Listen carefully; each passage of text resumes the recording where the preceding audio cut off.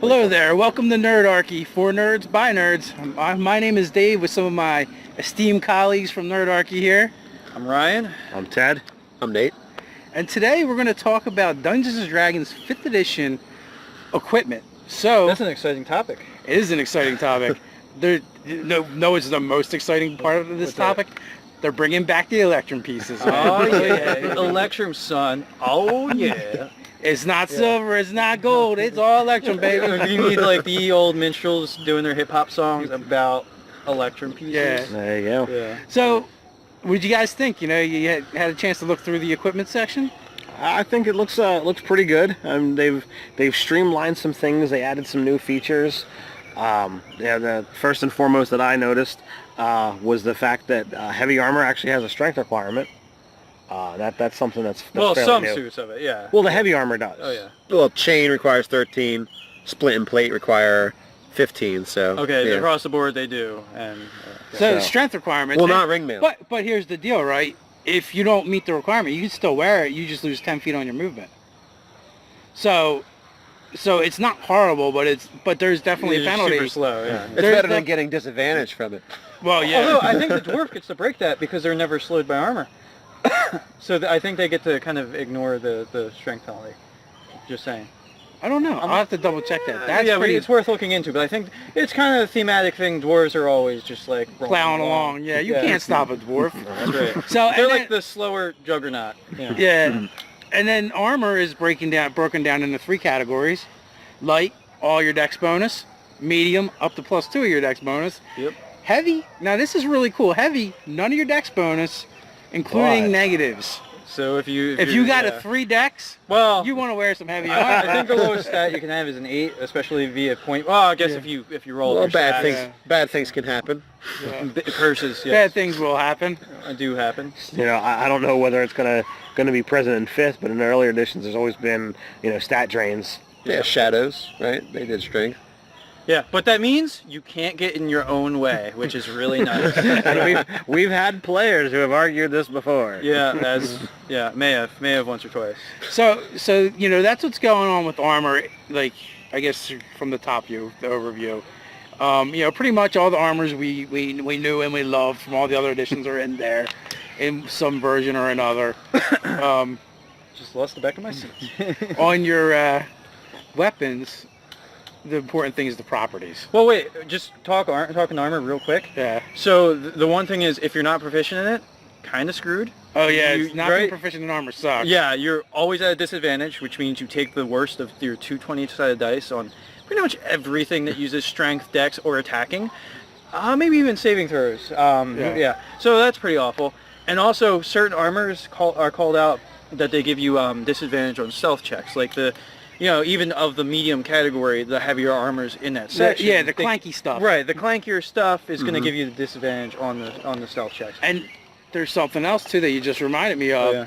If you are a wizard, you can cast in armor as long as you're proficient. Right, yeah, without any penalties or anything. So that's so a very big cool. That's change. very So good. that's something that hasn't really existed in D&D previously. Yeah, before then. There's always been a spell failure.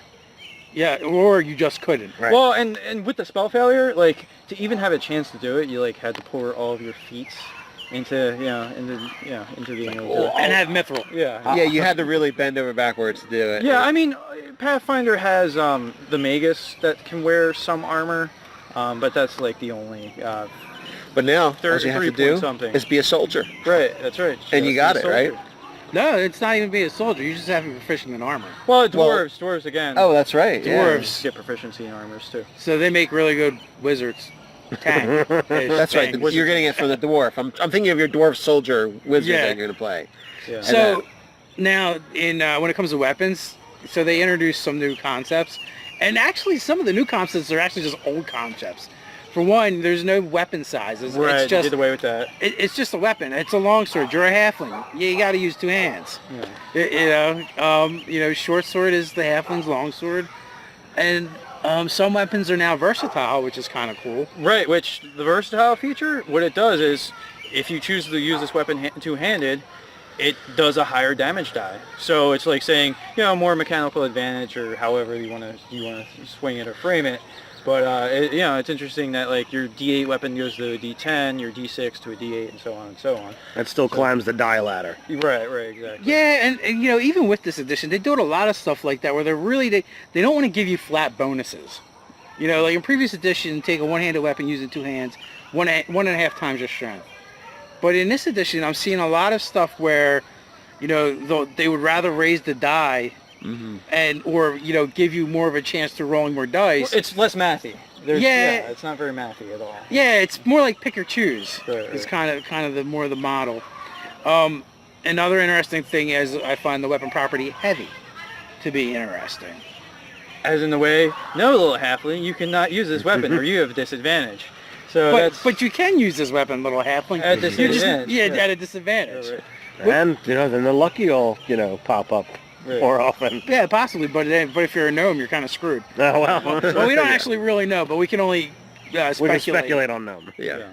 So, but hey, what if you find a giant weapon? You can try and wield it. That's right, absolutely. You're a human fighter to try and use At it, disadvantage. Yeah. Although, hey, if it's like a +5 or something like that, it's just like, I don't care. I'm going to try and use it. Yeah, like, I'm going to tear stuff up. Yeah. Or not. Or not. So, and then I guess the other properties were light and finesse. Right, and thrown. And thrown. Yeah. So, I mean, light is just essentially saying that you can use this weapon as an offhand weapon. Say you're fighting with two weapons, at least one of them's got to be light, your offhand weapon.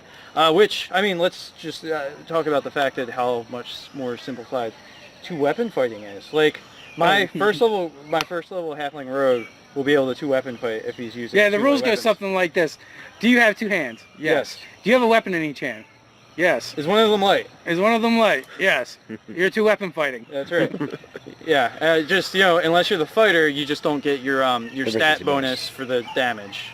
So on your offhand. On your offhand, yeah. So, You know, and finesse is you know, pretty cut and dry. It's, you know, you can use your dexterity bonus to use it, and you can sneak with it. well, all right. There's another interesting facet to this finesse thing, is that missile weapons and finesse weapons, they let you use your dex to deal damage now. So dex is taken on because it's accounting for sheer precision. Right. Dex has never been, except for 4th edition, a damage damaging stat, thing, a damage yeah. dealing stat. You know, so that's kind of an interesting sort of. Nuance. I mean, nuance that they took, and you know, they probably took that from 4th edition to give a little more power to rogues and finesse fighters. Right, but at least now it's not like everyone's using their best stat to get a bonus to damage, because that got kind of like wonky and weird. Well, no, but you're kind of, you're at the finesse fighter or the two-weapon fighter is at a pretty steep disadvantage, like your feet investment, and then to say, well, I want to fight mostly by dex. Great, well, I might have a better armor class. I'm not going to deal any damage because it's not connected to my damage die. And now, and for most part, in the earlier editions of the game, you know, that trade-off, well, you have a higher dex, but, well, guess what? You also can't slather on the armor either. Right, yeah. Because it starts negating it. Yeah. Well, I mean, this edition does that too, though, because medium armor plus 2 the dex. So basically, you have to go light armor, you know, or, you know. You don't have to. You just Or be take the cool better with the armor 14. bonus. Right. You know, because you're still going to get the advantage of the hit and damage. Yeah. From I mean, the but dex. basically, if you're getting a lot of AC from dex, it almost behooves you to go instead of leather and dex. Well, you min-max your points, you know. I mean, it's... I would argue, because in this edition, you don't get a lot of stats. You know, you're going to start with a max of a 16. Right, and the best you're going to get is a 20, so... You know, so if you can use +2 of that and put medium armor on, you're probably better off. Right. So, but, you know, there's more options. Right. Finesse weapons, you can use them instead of using your strength, and if you want to be more of a swashbuckler type character. You can actually deal dexterity damage. Or, you know, or if Dex you're an mod archer, damage. you're you know, if you're an archer and your backup weapon, you can have a dex-based melee weapon as well. Right, like your rapier or something in your back pocket, so... And then, you know, reach is still there. Reach is what reach was in 3.5 and 4th edition. You get an extra 5. You know, one of the things that was kind of missing was weapon descriptions.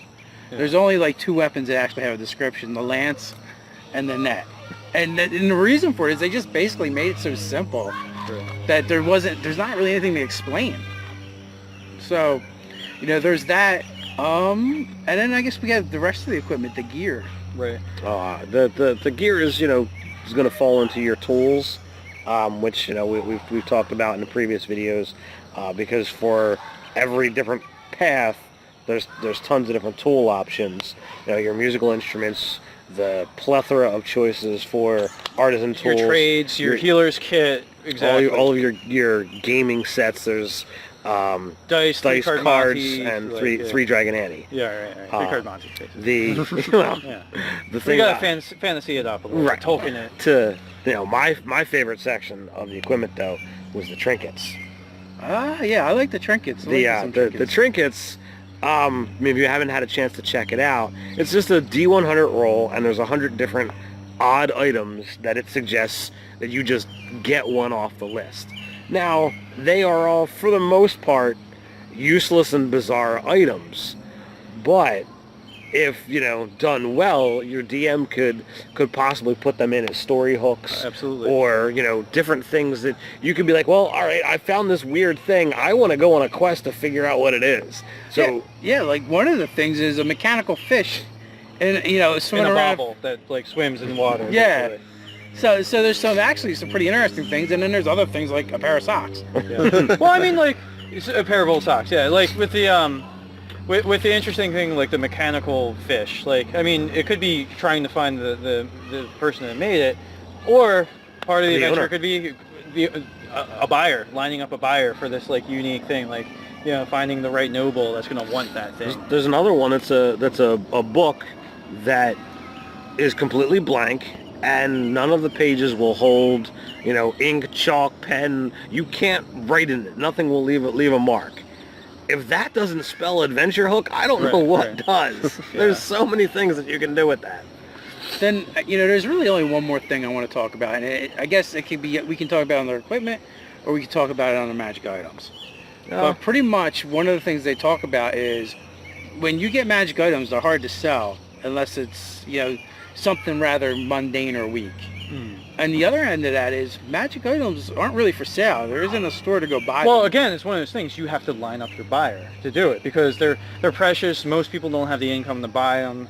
And so, yeah, like basically they're saying that they're super valuable and, like they're going to be hard to get rid of. It's like having the $10,000 bill. You're like, all right, I need change for this. Yeah, you can't go to Wawa for that. No. All right, I give you this for a castle. Thank you very much. Yeah. Well, you know what else it talks about? It talks about trade goods. Mm-hmm. A lot about trade goods and bartering and how, pretty much only the wealthy and adventurers like use gold pieces. And merchants, yeah. We're the only ones using the money. Right. Everyone, and then it gives you the actual values for goods. Right. Yeah. Wheat and raw materials. Sheep and ore. That's right. In case you want to build a road or a house or something. Yeah. A city, settlement. A settlement. A city. Yeah. Well, I think it gives good perspective on, what the world economy is, what most people in a village are going to be spending and doing with their money and their wealth, and that they'll actually have objects most of the time rather than, a giant sack of silver. Well, and like the thing is too, it's like, they try to reward the adventurers for saving their village by giving their herd of sheep. We don't have much in the way of coin, but here. Yeah. Well, those kind of nuances that they're introducing in the 5th edition are really interesting, and it makes more sense than the direction that 3.5 and Pathfinder went in. It's Super Monty Hall, basically. Yeah, like you couldn't even be a character of a certain level without X amount of gear, or you couldn't actually face the encounters of your level. Well, I mean it's also a bit of a design aesthetic choice. The idea that you get stat increases much more frequently in this edition, and have a little bit more control of it, again, is like a concept of we're going to make your character better over time, not just the stuff your character has, because, in the 3rd edition design sense, it's about, all your item slots better be filled up, or you're going to be behind the times for the encounters that are going on. If you're 15th, 20th level, and you don't have all of your item slots filled up, you're going to be kind of hosed when you fight the big baddies, so... Well, I guess it's a matter of personal preference, but I like it this way better. This is the way I like to run my campaigns. I would say we know my most successful campaign in the sense that the one my players enjoyed the most, I was the stingiest in. I gave the least amount of XP and the least amount of monetary rewards. But when they did get stuff, you know, they enjoyed it so much more. You know, well, you guys were in the campaign, so, you know, I hated it, actually. I felt like you guys enjoyed it so much more, except for Ryan because he's a dick. But no, and then I would give out other rewards that weren't necessarily money or XP. And those kind of things wind up being more memorable because they're not something that comes along every day. Like, you know, like the Druid Shrine that, you know, my character had. I mean, how often is it like, oh yeah, I made a shrine of a talking tree in the middle of that town. You know, it's only happened once in my gaming right, career. you made a druid shrine and you weren't even a druid. Yeah, pretty much. Nate's character became a mayor of an outpost. That was cool. You know, and well, if that campaign would have went on, Ryan would have became a dark overlord. Yeah, it's ultimate campaign villain, actually. But. Yeah, but you know, it just... It wasn't me, I was possessed, and you know, it was a long story. Yeah, it's what happened. I was young and needed the money. And things happen. Things happen. But, you know, I think this edition is going more in that direction where, you know, yeah, they're putting more role-playing into it. Pretty much tell the story. Don't worry about how much damage output you do at the end of the day. Don't worry about, you know, kill a monster and grab the loot. You know, it's... you know, I used to say that, you know, I had the argument in 4th edition was that it ripped out the role-playing from the game. And my argument was you can't really take the role-playing out of the game. But when I look at what they're doing with 5th edition, I can definitely see how you can put it in. Yeah, you know, they're definitely showing you how they can gear the mechanics and the rule set more towards a story-based role-playing game, right, and less versus, you know, what the mechanics are. Right. So, I mean, we've talked about equipment plus a little bit. Yeah, I mean, is there any equipment? Any other final thoughts? Vehicles like horses and camels? Oh my! Yeah, I mean, there's vehicles and stuff. I mean, I didn't all the standard equipment's in there. Yeah, They've got everything in there. I'm just trying to think if there's like any standouts maybe in the whole thing. But yeah, I think it's pretty. Even the prices are pretty in line with what similar editions have had, I would say.